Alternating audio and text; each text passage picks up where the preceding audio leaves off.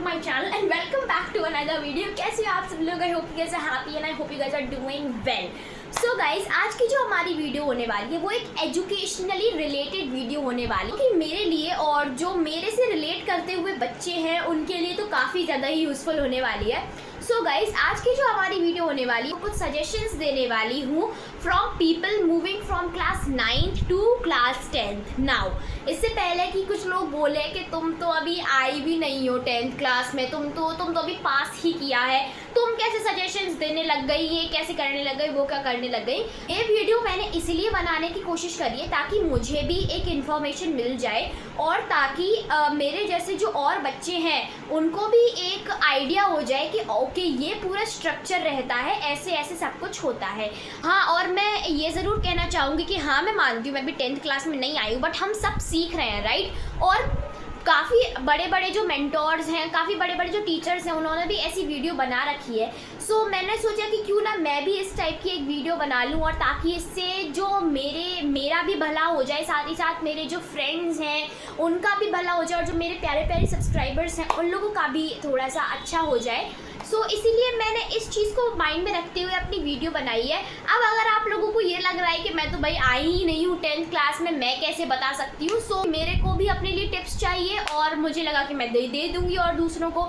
Okay, सो मेरे को जितना बोलना था उतना मैंने बोल दिया है, इससे ज़्यादा मैं नहीं बोलूँगी और जल्दी से इस वीडियो को स्टार्ट करते हैं। So let's get started. Okay so guys, और मैं ये और बोलना चाहूँगी कि ये जो मैंने पॉइंट्स हैं वो मैंने उनको थोड़ा रिव्यू करके देखा है, फिर मैं आप लोगों को बता रही हूँ। और ये ऐसी चीज़ है जो कि काफ़ी सारे टीचर्स ने भी बोल रखी है, अपने बेसिक्स को स्ट्रेंथन करना है। क्योंकि जैसे कि कुछ कॉन्सेप्ट्स हैं 9th क्लास में जो कि मैथ्स और साइंस में से काफ़ी ज़्यादा, वो भी 10th की फाउंडेशन रखेंगे और 10th में वो आएंगे। सो आपको अगर मैथ्स या फिर साइंस में कुछ ऐसे सब्जेक्ट हैं जो अगर आपको अच्छे से नहीं आ रहे हैं या फिर थोड़े से वीक हैं, सो आप उनको अच्छे से पढ़ लीजिए। तो अगर आपके वीक एरिया से तो उन्हें ज़रूर क्लियर करना।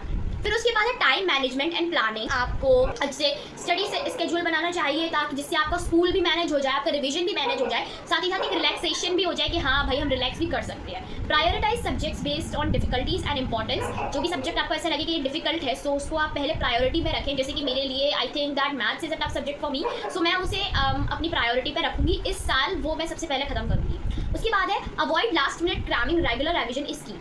आपको ऐसा नहीं है कि लास्ट मिनट में सब कुछ कर, ऐसे कुछ बच्चे होते हैं जो एग्जाम की एक रात पढ़ते हैं पूरा सिलेबस लेके, सो वो आपको नहीं करना है। आपको लास्ट मिनट तक नहीं रहना है और अच्छे से पूरे रिवीजन तो आपको करना ही करना है। उसके बाद थर्ड है understand the exam pattern, familiarize yourself with the class 10 board exam format, making scheme, question types and important topics। देखिए ये तो आई थिंक कोई भी सजेस्ट करेगा आपको, लाइक आप अगर अपने सीनियर से भी पूछोगे तो मुझे लगता है कि वो ये ज़रूर रिकमेंड करेंगे कि आप जो आपका एग्जाम पैटर्न है उसे अच्छे से समझिए। यानी कि अगर आपकी कुछ बोर्ड एग्जाम का फॉर्मेट है, सो अगर आपके कोई बड़े भैया दीदी हैं जिनके पास बोर्ड एग्जाम का पेपर है, सो उनसे आप ले लीजिए, उसका फॉर्मेट एक बार देख लीजिए और उस हिसाब से अच्छे से स्कीम बनाइए, क्वेश्चन टाइप्स के और इंपॉर्टेंट टॉपिक्स को मार्क कर। Solve PYQs and sample papers for practice. देखिए PYQ और सैम्पल पेपर तो लगाने ही लगाने हैं, क्योंकि मैंने भी जब अपने पेरेंट्स से इस बारे में बात करी थी तो उन्होंने भी ये कहा था कि जो बोर्ड एग्जाम में पुराने क्वेश्चंस रिपीट होते रहते हैं, तो इसलिए PYQ लगाना और सैम्पल पेपर लगाना बहुत ज़्यादा इंपॉर्टेंट है। तो मैं भी इनको ज़रूर लगाऊंगी क्योंकि आई थिंक अगर लोग इतना बोल रहे हैं सो दीज वुड बी कुछ तो भाई काम आएंगे, इसलिए मैं तो भी इन्हें ज़रूर प्रायोरिटी में रखूंगी।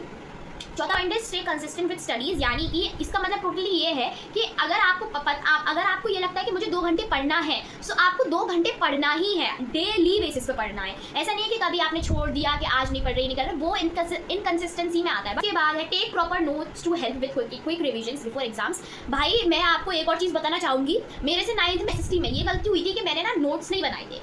मेरे को इंपॉर्टेंट डेट्स वगैरह मैंने नोट्स नहीं बनाए थे और फिर मेरे को 9th में जो फाइनल एग्जाम्स में जाके बहुत ज़्यादा दिक्कत हुई थी। सो मैं 10th क्लास में एक पहले से सेपरेट कॉपी बना लूँगी जिसके अंदर मैं सारे इंपॉर्टेंट डेट्स वगैरह लिखती जाऊँगी, क्योंकि मुझे लगता है कि वो बहुत ज़्यादा अच्छा रहेगा। है आपका improve writing and presentation skills, practice writing answers neatly and concisely following the both accepted format और work on time management while answering questions. मतलब कि ऐसा नहीं है कि एक क्वेश्चन में आपने आधा घंटा लगा लिया है, ऐसा नहीं है। आपको ये है कि भाई एक टाइमर लगा दो। ऐसे मैंने काफ़ी सारी मूवीज़ में भी देखा है, वो लोग ऐसे टाइमर लगा देते हैं और उसी टाइम पे करते हैं। Away from distractions, reduce screen time on social media and video games during study hours, stay focused and avoid procrastination. Point जो कि है take care of your health, maintain a balance diet, sleep well and exercise to play mentally and physically fit. अब कुछ बच्चे मैंने ऐसे देखे हैं कि भाई रात के 2-2, 3-3 बजे तक पढ़ते रहते हैं और फिर सो जाते हैं और फिर सुबह उठ जाते हैं 4-5 बजे। भाई मतलब तुम क्या अपनी स्लीप साइकिल को डिस्टर्ब कर रहे हो? मैं सुबह उठ के पढ़ाई तो कर सकती हूँ, पर मेरे से रात में पढ़ाई बिल्कुल नहीं होती। मेरे को बहुत ज़्यादा नींद आती है और मेरे से स्लीप साइकिल भी अपनी डिस्टर्ब नहीं करनी चाहती। सो मैं जल्दी सो जाऊँगी और सुबह जल्दी उठ जाऊँगी, मेरा तो ये है, बट रात में पढ़ाई नहीं कर सकती मैं।